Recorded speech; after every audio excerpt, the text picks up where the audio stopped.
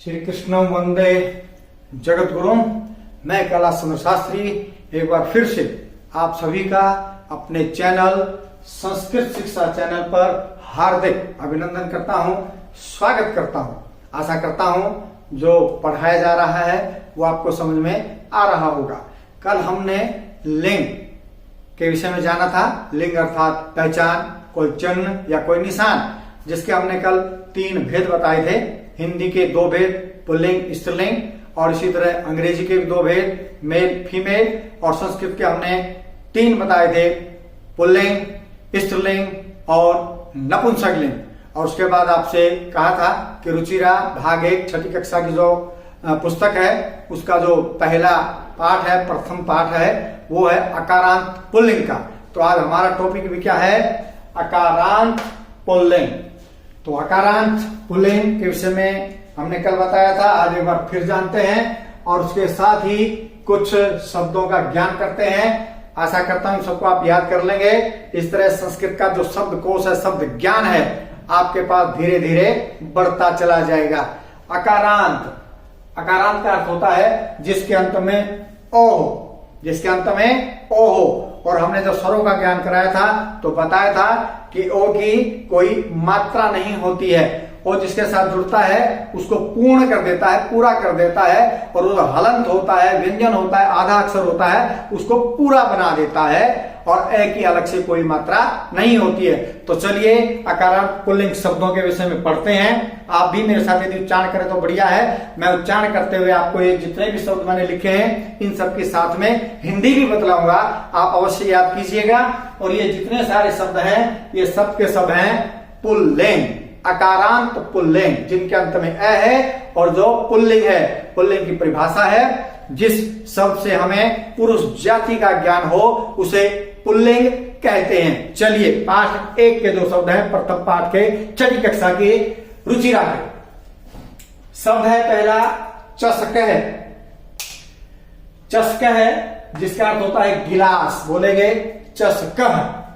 दूसरा है शौचिक है जिसका अर्थ है दर्जी। तीसरा शब्द है शुनक है जिसका अर्थ है कुत्ता। चौथा शब्द है बलिवर्द है, बलिवर्द है बैल। उसके बाद है वृद्ध है, वृद्ध का अर्थ है बूढ़ा। बोलना भी आना चाहिए और इनका अर्थ भी आना चाहिए। अर्थ कैसे आना चाहिए? मान लो मैंने किसी से पूछा गिलास, तो उसकी संस्कृत में तुरंत पता होनी चाहिए कि गिलास की संस्कृत क्या होती है, चषक है। और यदि कोई कहे हमें चषक का अर्थ बताओ तो हमें पता होना चाहिए गिलास।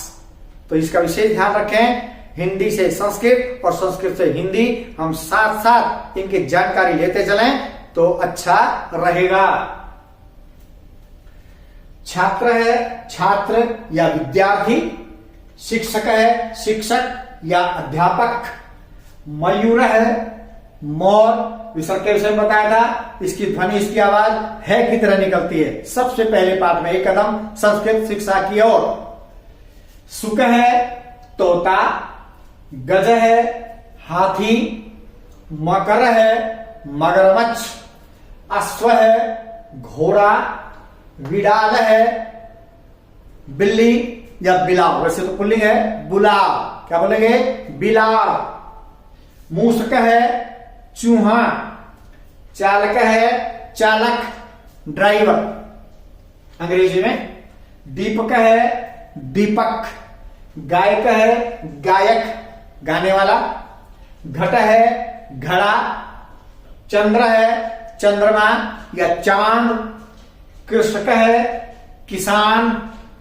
वृषभ है बैल। अब देखिए बलिवर्द है मैंने बैल होता है, वृषभ है मैंने भी बैल होता है। तो संस्कृत में बहुत से ऐसे शब्द हैं जिनके अनेक पर्यायवाची शब्द हैं। संस्कृत के शब्द हैं जैसे आप हिंदी में भी करते हैं, जिनको हम अनेकार्थी या पर्यायवाची शब्द कहते हैं।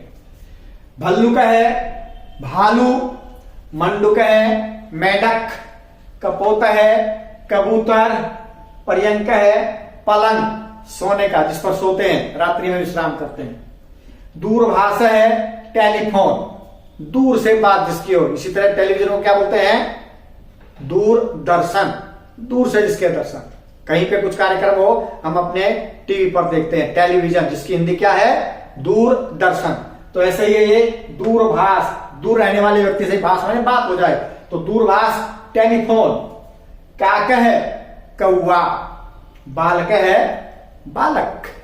तो ये पुल्लिंग शब्द, ये आपका शब्द ज्ञान अवश्य याद कीजिएगा। लाइक शेयर और सब्सक्राइब करना मत भूलिएगा। आज के लिए इतना ही। जय भारत, जय भारती।